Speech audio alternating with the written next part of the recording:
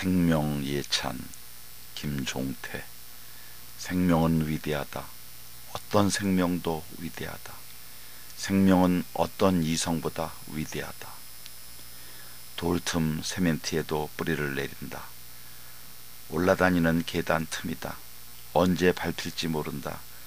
글씨는 저기에 뿌리 내리면서 습기가 없고 언제 밟힐지 모른다는 것을 알았을까? 알고도 뿌리를 내렸을까? 이른봄 가지치기로 잘려져 나간 배나무 잘린 가지를 철조망에 바지랑대로 받쳐놓았다. 그 잘린 가지에 백꽃이 피었다. 저 백꽃은 자기가 열매 맺힐 줄 알았나? 언제까지 저 꽃이 살까? 꽃이 계속 산다면 배가 열릴까? 아직 배나무를 꺾꽂이해서 번식했다는 이야기를 못 들었다. 저 잘린 가지는 흙에 꽂은 상태가 아니라 그냥 답싹 들리는 상태였다. 남이섬에서 본 광경이다. 도랑을 건너라고 통나무 2개가 놓여있다. 뒤 통나무는 건너다가 넘어지지 말라고 가운데 손잡이가 달렸다. 가만히 보면 손잡이가 아니라 나무가 자라고 있다. 어떻게 죽은 통나무에서 나무가 자랄까? 잠시도 아니고 무상하게 잘 자랄까? 이유는 저 나무는 원래 도랑 오른쪽에 살던 나무이다. 그런데 어떤 이유로 나무가 쓰러졌다. 그러나 나무는 간절하게 살고 싶었다. 다른 가지는 다 잘렸지만 손잡이용 가운데 가지는 남아있다. 나무는 온갖 힘을 다하여 그 가운데 손잡이 가지를 키웠다. 그리고는 저렇게 늠름하게 한 그루 나무로 자라고 있다. 개천 옆 둔치에 만든 계단의 손잡이 난간이다. 스테인리스 파이프로 만든 난간 틈에서 풀이 자라고 있다. 마치 누가 일부러 그 파이프 틈새에 풀을 끼워 넣은 것 같이 자라고 있다. 자세히 보니 용접 틈 사이로 아주 작은 구멍이 있다. 어떻게 풀씨가 날아다니다가 그 틈에 끼었다.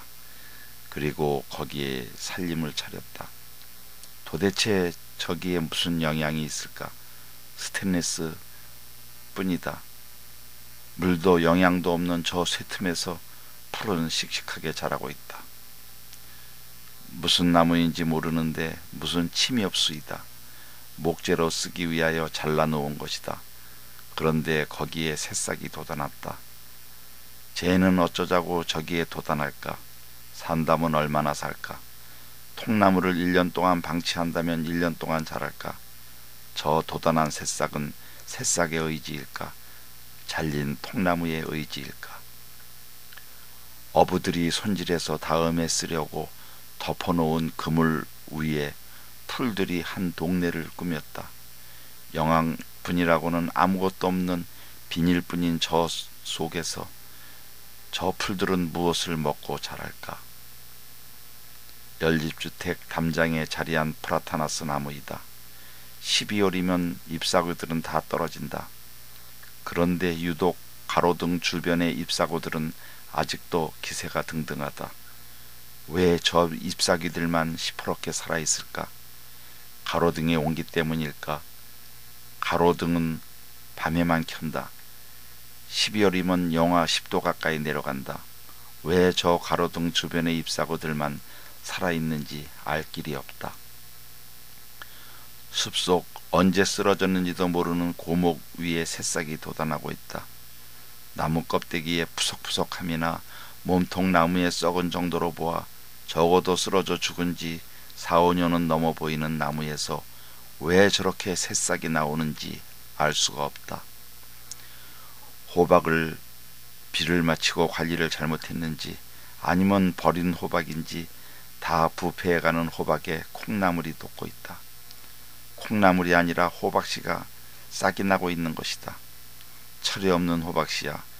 거기서 돋아난들 살 수가 있냐? 한두 개도 아니고 수백 개가 돋아날 텐데 어쩌자고 싹을 틔웠니?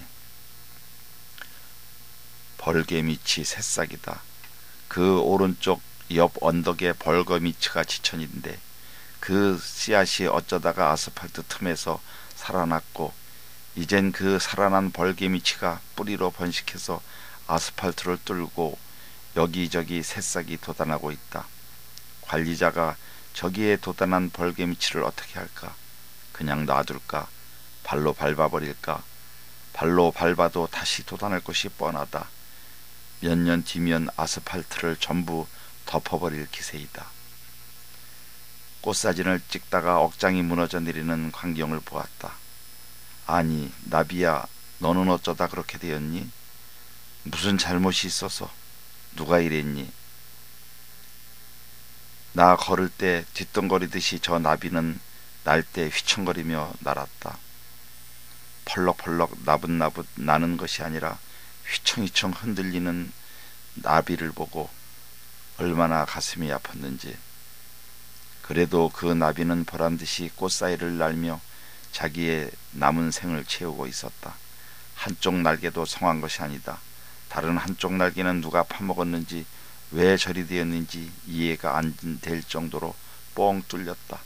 그래도 저 나비는 악착같이 살고 있다. 중앙분리대 세멘 콘크리트로 만들었다. 저기 저렇게 늠름하게 자라고 있는 쓴박이 경탄 그 자체이다. 영양분이 어디 있을까? 수분은 어디 있을까? 경탄은 궁금증으로 탈바꿈 한다. 쟤는 왜 저기에서 자랄까? 허구 많은 좋은 땅 놔두고 왜 하필 아무것도 없는 시멘트 속에서 자랄까? 이유는 단 하나. 쓴박이 씨도 어쩔 수 없이 도리 없이 지금 그 자리에 씨가 박힌 것이다. 상처로 보아 분명 몇 달 전에 불가사리에게 입은 상처이다. 불가사리는 조개류의 저 단단한 껍데기를 이빨로 갈아 구멍을 뚫고 조개 속을 유유히 파먹는 바다의 무법자이다. 불가사리에게 한번 잡히면 끝장인데 운 좋게도 이 녀석은 불가사리의 관발을 벗어나 여생을 누린 것이다.